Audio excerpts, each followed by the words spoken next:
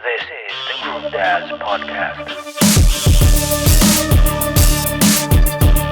Hey, we are back here. Cheers, everybody. This is episode 3 of Groove Dads, brought to you by San Miguel Pale Pilsen. Baka naman. Brought to you by Reagan. Yeah. Siya yung bumili ng Pale Pilsen. Hindi ka naman Brought to us by... No, not me. By the waiter. Brought to you by the waiter. Okay, episode 3. Grabe. So, kumusta yung week nyo? Actually, punta muna kami ng Zambales. Na to, ano? Third week na ng Groove Dads. Grabe. Parang di tayo, nagkasamba tayo. Third week or third hour? Depends kung gaano ako kabilis mag-edit. Yeah. Kababalik lang ata na yung galing US, tapos bumalik ka naman ulit. Third month? Okay, so anyway. Grabe. Actually, yung episode 2 medyo... Hindi ko na-expect na magiging gano'n ka-seryoso. Oh. I mean, it's not really heavy na in terms of emotion, pero... pero heavy deep. content. Deep yun. Yun pala yung word. Okay, so... For episode 3, actually, tanong to ni Regan. Hindi pa naririnig ni Prince kasi out of the loop siya. Kasi nagsistretching siya dun sa kabila. I was stretching area. Okay. I didn't know the warm-up was gonna be long. Okay. So meron kaming question. Hindi kami, Regan. As former professional dancers, do you, siguro, let's parang gawin nating 2-part question. Number 1, would you force your children to dance? Dahil nga, we came from that. If hindi naman, kahit pa paano may expectation ka na sasayaw sila or madi-disappoint ka ba if hindi sila ma-interest sa sayaw? So, parang feeling ko, kayo kasi medyo alam niyo na yung sagot eh. Well, at least for some kids. Pero yun, since ikaw nagtanong, sagutin. Hindi. Not only because na ako yung unang nagtanong nun, dahil ako yung unang Well, hindi naman sa unang nagkanak kasi si Lema may anak na nun. Sa group natin. So, ako yung unang nagkaroon ng anak.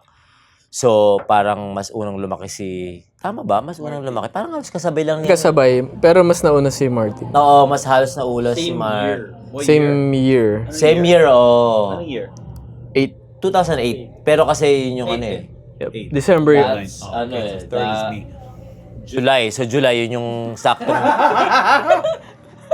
2008. Ako 2009 May. 2008. 2008. We are not going to finish this episode, ladies and gentlemen. Episode 3.5. 2008, 2009. 9. May 2009. Oo, 2009 ka. Pero, Oo, Anyway, mapilas yun eh. wait lang. Ibang yan. Balik tayo. Ibang episode yun, guys. Ibang episode yun. Wait. So, abangan nyo yun. What am I missing? God damn it, you guys. Fuck you guys. This is like So, magiging ibang episode yun, guys. super Abangan nyo yun. censored. Okay, okay. ano mangyayari? So, anyway, okay. Go. Let's bounce back. Okay. Go. Let's go back to that episode. You So, fuckers. What's going on? okay. So, since ako yung halos nauna dun sa... I mean, like, not, literally na, no? So, kasunod nun si Jong. Hindi, ikaw literally nauna talaga. No, actually, Ang gulo. Pero yun nga, syempre, nagkakaroon ka pa rin ng expectation na, na sana, maging katulad mo siya, di ba? Syempre, yung mga anak natin. Pero parang, pag lumaki na sila, syempre, magkakaroon ng mga sariling decision siya. At first, syempre, nung mga bandang, from, kailan ba siya namulat? Halos, well, aside from baby pa lang sila. I mean, baby pa lang siya. And then, umabot na hanggang 8, 9, 10. Ating umabot hanggang 10. Parang sumasayaw pa rin si Martin with me. Parang nilulook up niya pa rin ako. So, di ko naman siya pinaforce, pero andun yung dahil syempre, Parang niyayaya ko lang. Actually, not force not the word force, pero parang join ka, Martin. Pero dahil parang feeling ko dahil isa rin yun sa mga culture ng mga Pilipino na Gusto parang mo following the footsteps. footstep of your parents, parang ganun. So, lumalabas na parang minsan, nagmumukhang parang pinaforce mo sila. Hindi ka sumali ka sa sayaw ko, parang sumali ka sa class ko, sumali ka sa dance, para baka mas gumaling ka pa, parang ganun, na mas maging magaling ka pa kaysa sa daddy mo, parang ganun. Or parang syempre, in your side as a parent, parang makikita mo sila parang yun mo, biglang matutuwa ka pag naging dancer din sila, syempre, di ba? So, pero nung mga bandang, I think that was mga 11, 12, 13, no, actually, 12, 13, 14. Years old? Oo. Ang dami. Laki nung range. Oo, di mga ganun na, between that years, 11 years old to 15, until now, so parang, andun na siya sa activities na kung anong gusto niya. Parang gano'n, oo. Pero kasi no bandang 10, parang, let's say, sige, may mga activities sa school na parang, okay, let's say, football, basketball. Ano ba yung course? Ang Well, high school siya, di ba? niya? Oo. High school na siya. Oo, di ba, high school siya, di ba? Pero, parang, syempre, may mga school activities. Since, isa pa yun, isa ring factor yun, I think, yung environment eh. So, let's say yung kunyari, pwedeng mga anak nyo sa environment na nagsasayaw or mga dancers or sa club, sa dance club. So, may possible talaga na mapunta sila dun. Which is, kung kunyari, kung dancer ka as a parent, parang matutuwa ka. Pero kunyari, let's say ako, yung school ni Martin, parang may mga dance club doon, pero pag sinasabi niya sa akin, syempre, lagi ko siyang sinasali sa class ko eh. So, pag nakikita niya yung school niya and may dance club, parang, wala, daddy, parang lang eh. Wala lang. Walang, okay lang. Mga simple mga basic steps. Kasi si Martin, namulat na agad sa mga mahirap na steps eh. So, sa mga adult classes ko, sinasama ko na siya eh. So, parang, na agad, meron na siya kagad na expectation sa dance, ang tawag to? Ang tawag to, sabihin ko. Dance world, yes, exactly. So, parang, mayroon siyang high expectation eh, standards na siya eh. So parang, which is naman actually, good naman yun. Pero yun nga, kasi si Martin nakakasunod talaga kahit mahihirap yung mga steps eh. Pero yun nga, yung environment nga, dahil parang wala siyang makasama doon na sumasayaw, let's say nga, ang available na pwedeng i-offer ng school, it's basketball, volleyball, let's say swimming or like say martial arts. Yun yung mga pwede or kunyari mga speech sorry. So mga para about like speech or parang languages. So yun lang yung mga pwede niyang kunin sa extracurricular activities, di ba? So parang may stuck siya doon. So kahit na minsan gusto ko siyang matuto, gusto ko siyang mas nasundan yung footsteps ko. Pero dahil yun lang yung environment niya. Parang minsan, may mga times sa parang, ayoko daddy, parang pagod ako eh. Alam mo yung mga gano'n ko niya, siyain ko siya, Martin, sali ka sa class ko. Pagod na ako daddy sa class, gano'n. Yeah. Parang alam mo... So basically, parang sinasabi, parang up until 10 years old, nasasama mo siya. Oo, nasasama ko siya dahil wala pang gano'n eh. Nagkaroon siya ng sariling mainly because yung environment. Oo, yung environment eh. Pero nung simula, nung dinala ko siya dito, umuwi kami last time, tapos napanood niya yung kasi sila Maiya, nagkaroon siya ng konting fire eh. Nagkaroon siya ng fire na parang, sayang, walang ganun sa Hong Kong. Bakit ganun? Walang ganun na parang mga teams or wala siya nakikitang environment. Although meron naman sa Hong Kong eh. Hindi ko naman sinasabi na wala. Pero meron doon. Pero yung environment niya wala doon eh.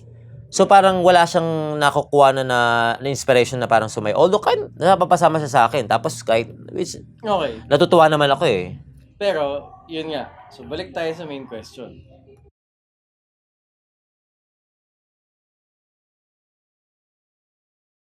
Mo siya pipilitin?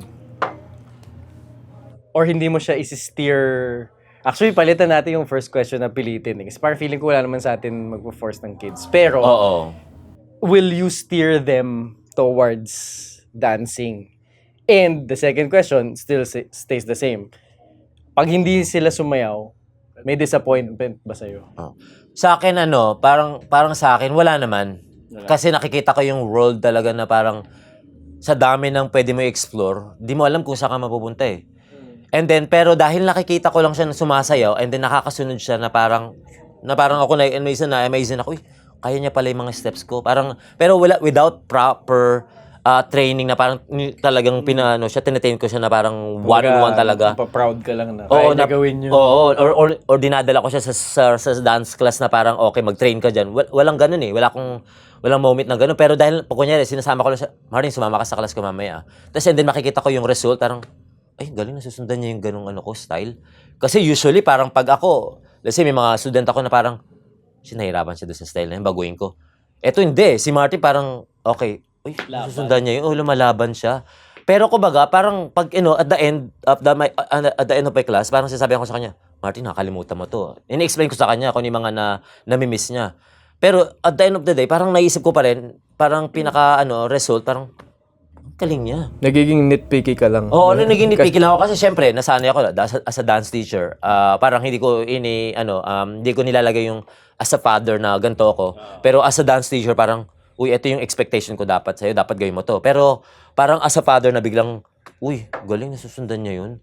Galing nga, parang okay Pero dahil sa environment, parang minsan, kunyari, sinasamahan ko siya, like, say, sige, daddy, tayo, mag-mountain climbing tayo, doon sa indoor lang, or, tapos sabihin ko siya, Martin, bike tayo, Martin, jogging tayo, or running, ganun, okay.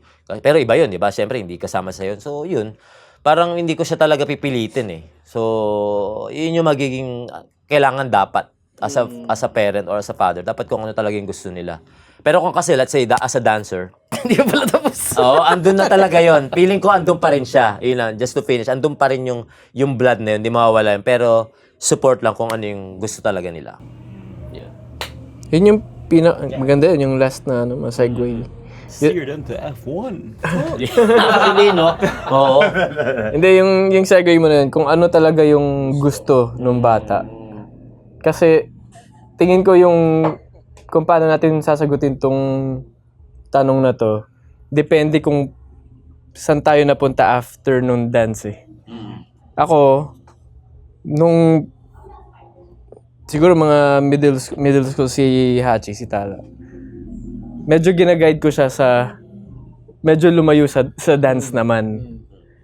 Naalala ko yung face na yun. Na parang, sabi ko, dapat by high school, alam mo na dapat iti-take mong course, maganon. Or dapat alam mo na kung magka-college ka, ano yung course. Or minsan, hindi mo kailangan ng college. Pwedeng andyan yung real estate, ganyan. Or financial advising, ganyan. Video editing. Oo, dami. Hindi mo kailangan ng course dun eh. Tapos, Actually. siguro dahil din kasi si Michelle yan talagang naging passion niya yung sayaw. Late bloomer siya in terms of dances. So talagang hanggang ngayon yung fire niya talaga sa sayaw. Through the roof pa rin. Pero ako naman, tapos na. Kaya medyo balance yung pag-bring up namin sa dalawa eh. Pero nakikita nila na sumasayaw pa din si Michelle, medyo passion. Lalo na yung napasok namin yung BTS na niche. So, nung nakita ko na-enjoy nung dalawa, lalo na si Ayo, di ba, may condition siya. Tapos yun parang, mabilis siya manghina eh.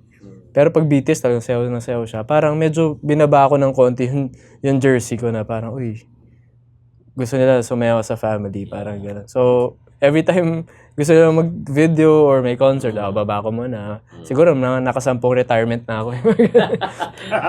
So, parang baliktad. Ikaw yung pinilit nilang sumayaw.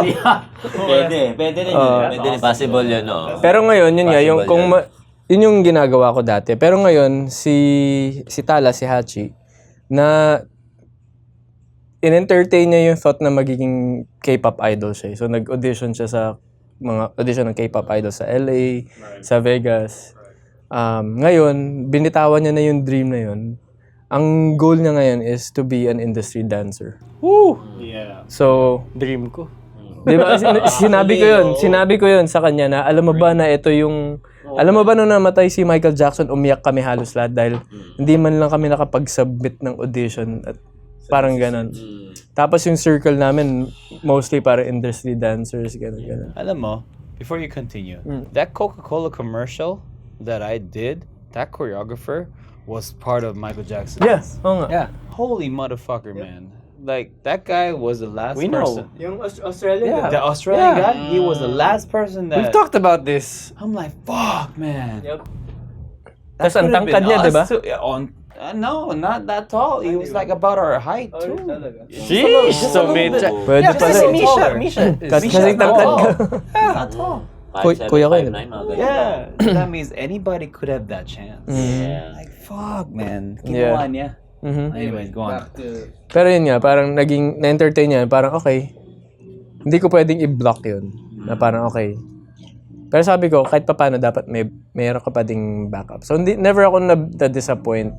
Kasi in a way, yun yung gusto niyang life. Ako naman, parang, may konting kurot na parang sana hindi. Kasi, may konting kurot na sana hindi. Pero, kasi nakita ko yung mas malaking, lalo na sa US, parang yung dance kasi, paano ba to i-word? Parang ang hirap ng... Mas cutthroat. Oo. Getting into that. Oo, sobra. Getting the break. It is fucking cutthroat. Sobra. Tapos talagang, kaya maganda na ginagawa niya to eh. Ito talaga medyo proud ako dito na gagawin niya yung training na parang for freestyle, ganun. So talagang ini-embrace niya parang okay, gusto mo talaga yan, talagang pagtrabawan mo kasi naalala ko si Davi. Kasi di ba yung episode 1 natin na entertain ko yung thought na mag-industry dancer. Pero mahihain ako eh. Pag wala ako sa stage, mahihain ako. Sabi ni Davi, paano ka makikita sa labas kung di ka lalabas? Di ba? Dapat labas ka ng labas kung gusto mong pumunta doon sa world na yun. So ngayon, ginagawa niya, okay, sige, wala akong magagawa kundi talaga i-support. Tsaka nakikita ko naman talaga yung growth niya from last year. Talagang ganun. So, yun. Yung disappointment ko siguro, may konting disappointment na parang sana pwedeng hindi. Pero nakikita ko yung drive niya ngayon. Tsaka, kasi mahihain yan eh, sobrang mahihain. Pero pag nagsasayaw siya, parang medyo nakaka-relate ako na mahihain ako outside of, sa stage. Pero pag nasa stage ako, talagang fights on pa. Actually, totoo eh. Totoo yun yun. So ngayon, talagang supportan ko siya hanggang What do you prefer, though? Do you prefer her to be happy or right? In her path. That's something. That's something to think about. Hindi ko masasagot yan ng eksakto It's kasi a ganito. crazy question, though. Hindi kasi ganito eh. Hindi mo pwedeng i-deny na magkamali sila. Yun. Let me Kasi- put my hat on again.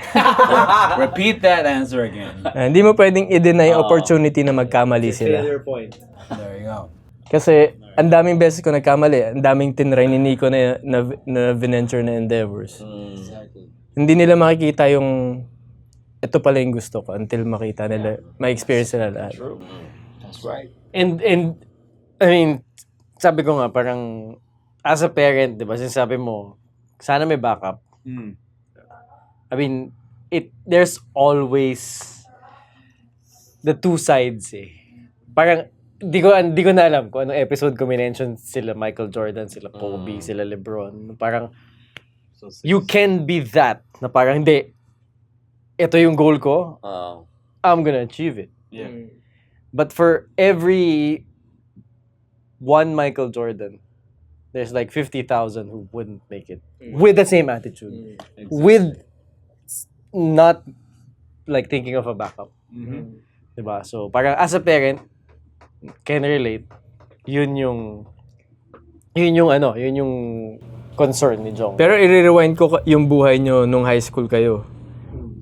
Meron ba kayong plano nung time na yun? 'Di ba parang Exactly. Exactly. Parang nagsasalita tayo ngayon as yung parent natin dati. Parang ba't mo ginagawa yan? Ganto ganyan. Na sobrang admirable kasi parang singit ko lang before, this is not parang hindi ko pa turn, pero parang yung parang drive ni Hachi. Na parang nakikita namin kay Basti. Si Basti kasi parang gusto ko maging professional football player.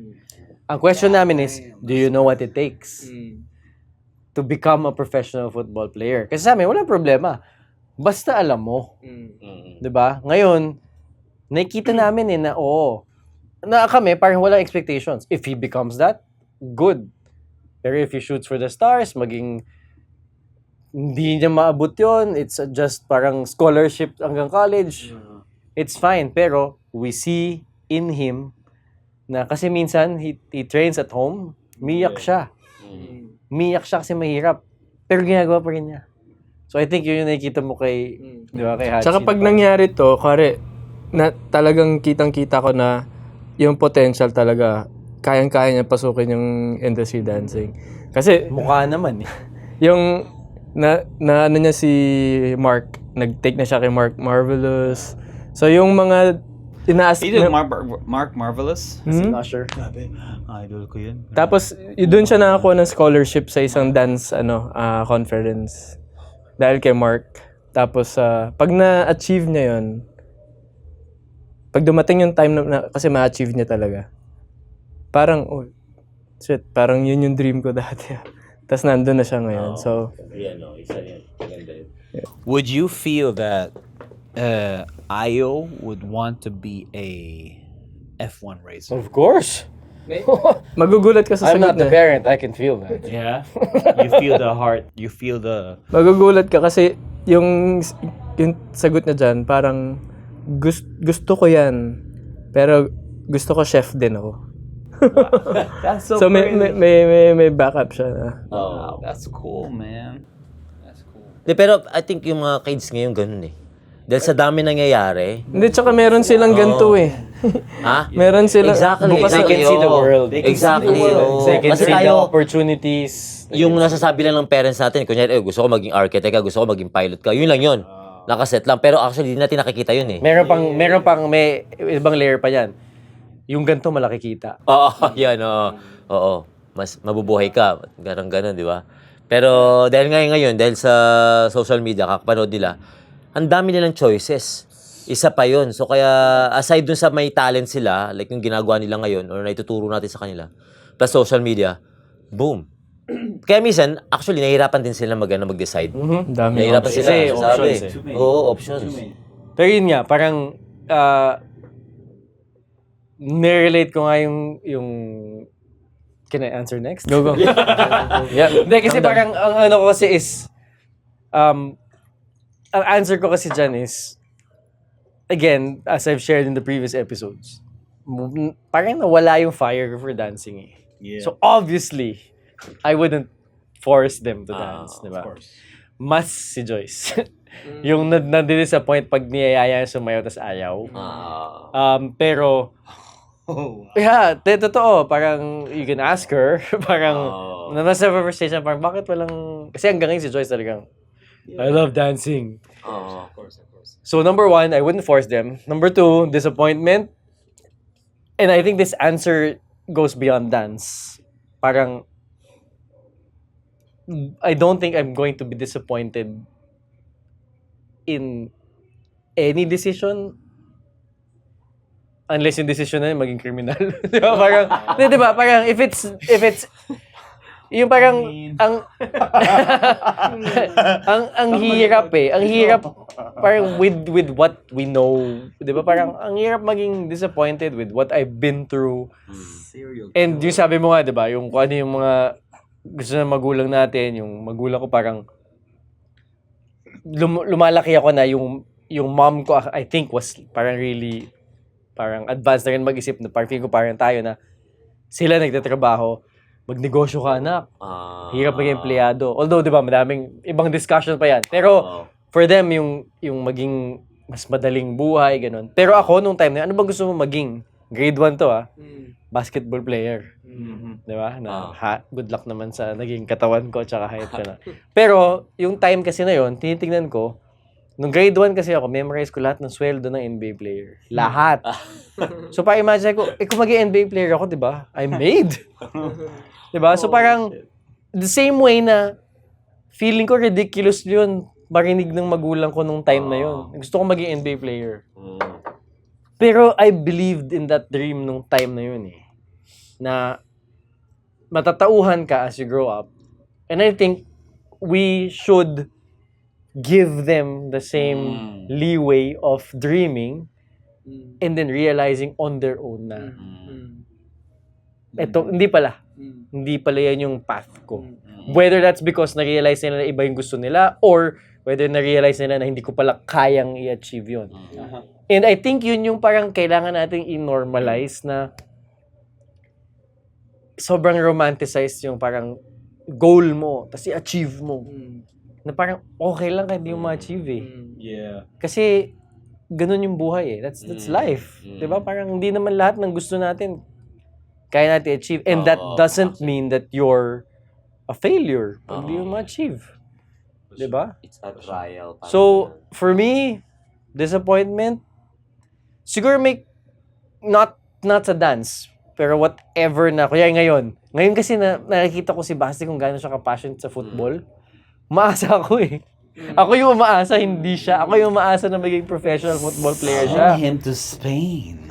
That's what he wants. Madrid?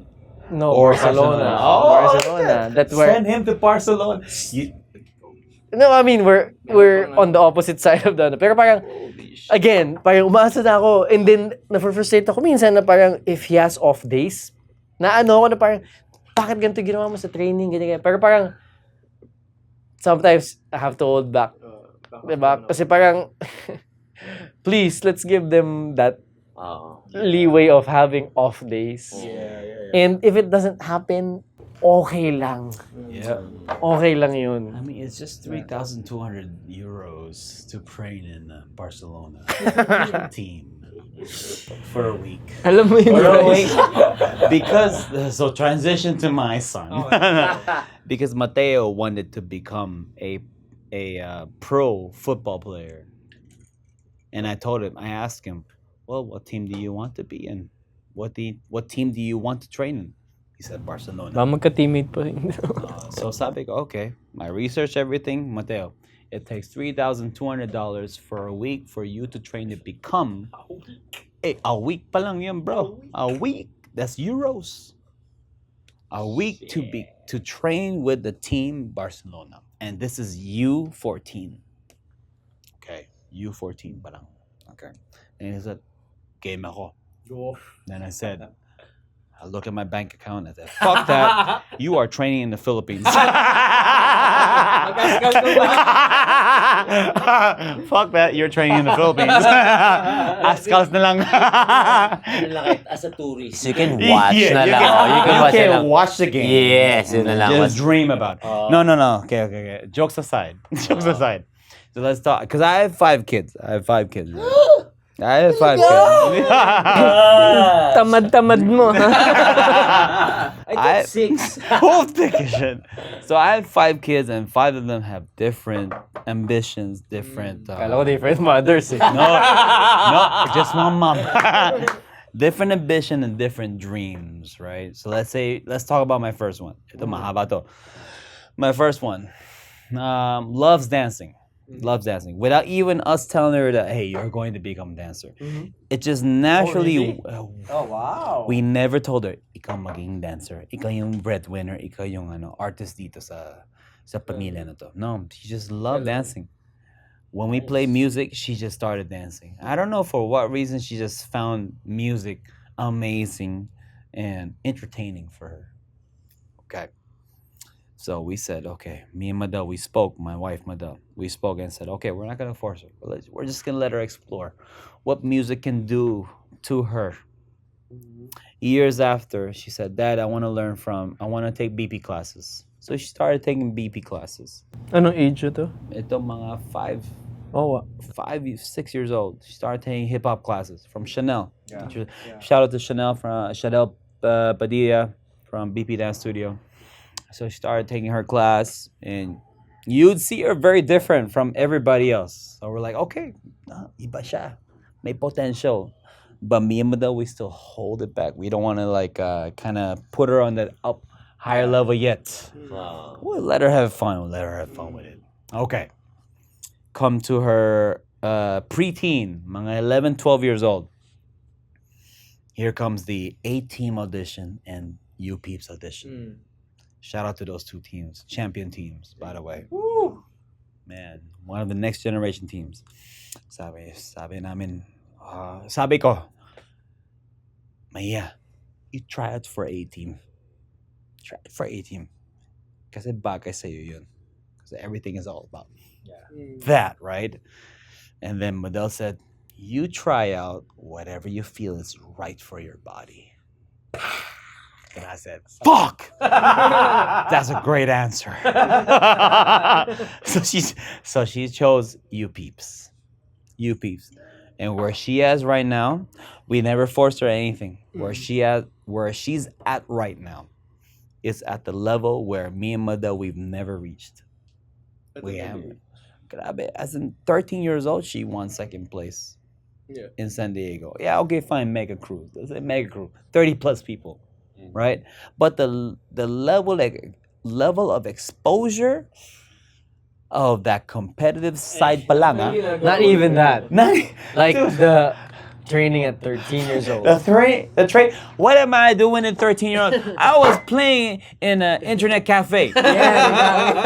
Tangina. Counter-Strike 1.5.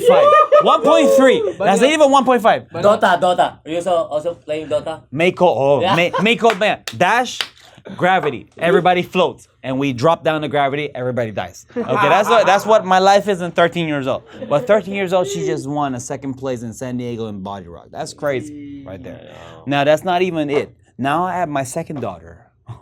I have 5 kids. I'm only my second. Number 2. Okay, number 2. It's my Number SD 2. card holding up. There you go. We've got 2 cameras down already. I'm gonna make it quick. Number 2, loves drawing, doesn't like dancing in front of people, but secretly she loves dancing. Grabe, When you just exposed her. yes, exactly. If you see her lining, grabe, mas malinis kesa si Maya.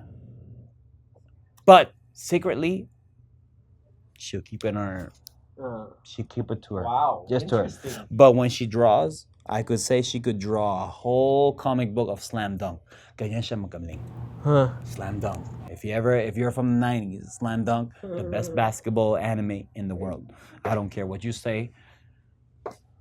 Eugene, yun ba yun? Ghost Fighter pala yun. Si ano? Siya pala yun. Holy shit. Ano ba yung may ibang characters? Hindi mo rin alam eh. Hindi, meron si Eugene. Eugene yung mahabang buhok. Si Yusuke. Yusuke yung isa. Pero yung si orange hair. Halatang hindi anime fan eh. Basta iba. Anyway, Si going Arnold. back to- Si Arnold. And then third, my son, he loves singing. He loves singing. Oh yes. But we yes. never force him to sing. His voice is like Jackson 5, Michael Jackson. Grabe, ang galing niya magkumanta, but we never forced him. Now he loves basketball. We said, all right, we'll support you. But you gotta know, if you want to get into this thing or that thing, this is what it takes. This is how much it takes to become at this level. You know? Okay, my fourth, Yana, wants to join Little Peeps because she saw the concert of U Peeps. And she said, Dad, I want to join U Peeps. And I said, do you know what it takes to become a member? This is how much sacrifice. This is how much time. Blood, sweat, and tears. Exactly. At this young age, you got to set your mind into that. And here come my son. My last one, the 5th one. Dad, I want to become a gamer. And I said, I said, do you know what it takes to become a very influential gamer? Play all day. Play all day. But do you get what it takes to get all those bashing comments? To still rock who you are as Emilio Principio? Do you understand how much it takes? Do you have to adapt like whoever Mr. Beast, whoever this one that made it up there? Do you understand what it takes to get your own? So us, me and Madel, we say, you know what? Do what you want to do. You do what you want to do because you have your own wings. But when push comes to shove, when things get tough, always remember we're here to back you up. We have our wings. I'll show you the door. But it's up to you how you want to walk to that door. I think that's the best thing that we can give our kids. Exactly. Like, show them the door, but they have to walk that path themselves. Yes. Oh. Kaya yun yung sinabi ko, are you happy or right? What is more important to you? Happy or right? Ganun ako sa tanong mo yun eh. Right. Yeah. Hindi ko pala nasama si Ryu, no? Pero halos pala sila ni Mateo. Gamer din. He wants to be gamer. He wants to be like a Mr. Beast. Pero sabi ko, okay lang naman. But as long as you know what it takes to become a gamer like that, like Mr. Beast, how much effort he puts in it, how much work, how much production that's put in it, how much marketing, then go. I will be right behind you. I'll be right behind you. Ako, I told Ryu, just do it. You have to start it now. Yeah. Parang, okay, start doing the video na. Start vlogging na, sabi sa kanya. Then, yeah. Basti ganyan din eh. Yes, Basti Plays. Subscribe. Basti Plays. there you go. Also, Ryu. Subscribe to Basti Plays. Again, all links in the description. All links will be here right here. Hindi kasi parang, si Basti din, I want to be a content creator. Yeah. And in fairness kay Basti, he edits some of his videos. Talaga? He edits some of his videos. Yung iba parang, Papa, can you edit? He'll ask. Pero Ako yung pala iba, yung ninong si Basti. Yeah, man. ako yung ninong, ang dami. Ako yung ninong ni Martin, ni Hachi, tsaka ni Mateo. Mateo. Sheesh! Dami! See, this is why we're all connected. This brotherhood is further than just Groove Jacks. Ay, birthday ni Martin sa Monday, ha? Just to remind you, ha? 29 na. Yeah, so wrap up. Okay. I think- Don't leave me hanging. There you go. Huwag niyo kalimutan, ha? 29 Okay, dyan. okay. Dadating siya dito? Sasama Oo, siya? di ba sa 29? So I think in line lahat nung sagot natin, no, na parang walang nagpo-force sa atin. No. Disappointment, baka merong konti Konti lang. dun sa expectations, pero that doesn't mean na parang it hinders you from supporting the kids. And I think that's di ko alam sino nag-mention talaga nun, no? Parang support nyo. Yeah. Sabi nyo parang show the door. I think yun yung important eh. And I think this was mentioned previous episodes na parang kailangan nila mag-fail on their own. They have to. Kasi we did. Diba? I'm sure na parang yung parents natin feared that. Oh, yeah. But we did because that's how we grow. Doon mo makukuha yung mga tools in life eh. Pag nag-fail ka, kailangan matutunan kung paano i-overcome yun. And do mag-gain ng character. And I think as parents, what we can do is, if they fail, just be there for them. Exactly. No judgment, no protecting. Yeah. Diba? Kasi pag pinrotect mo sila from that happening, from experiencing it, walang yun nga, as you said, character development lahat yan eh. All we can do is be there for them if kailangan nila ng support. When they fail, kailangan ng support. Exactly. Let's be there for them. Explain kung That's bakit what it is. nangyari yun. Yeah. Oh, yun lang yun eh. Parang, I mean like, there's one time nga na, like kay Martin, recently, of course, parang lahat feeling ko, lahat ng mga anak natin, parang ando sila sa sports eh. Yeah. Di ba? Football, F1, football. Like ako, recently, si Martin nung tumakbo, parang hindi ko in-expect yun na ma-feel ko yun. Pero syempre, dapat mas in-expect mo, mas ibang feeling mo pag syempre sa sayo, di ba? Nung nagkaroon siya ng parang, nag-competition, sa school lang naman, running.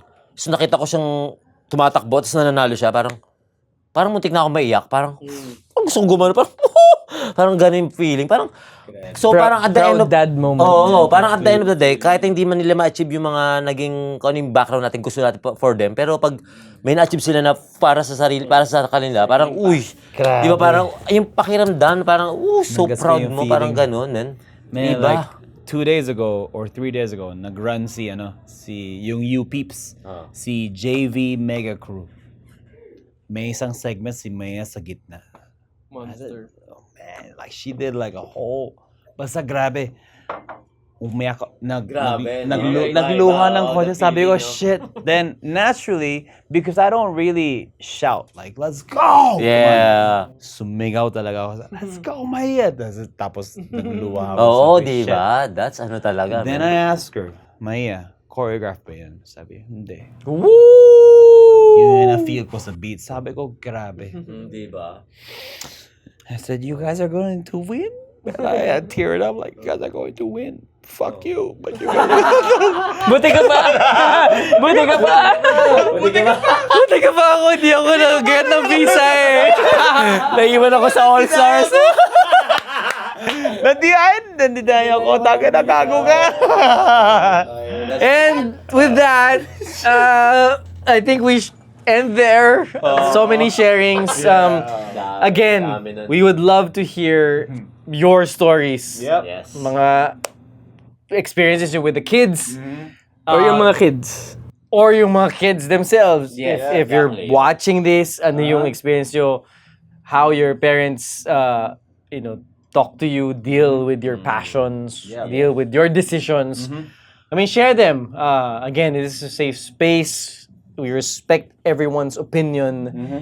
And again, I mean, if you're a parent, I think for us, I think parang wala pa tayong super disagreement up to now na parang I think we're all in agreement na I think you just let your kids find their own path. That's right. Hindi kasi lahat din tayo parang, natututo pa din tayo. We're still learning. So, Always learning, actually. oh. Yeah, exactly.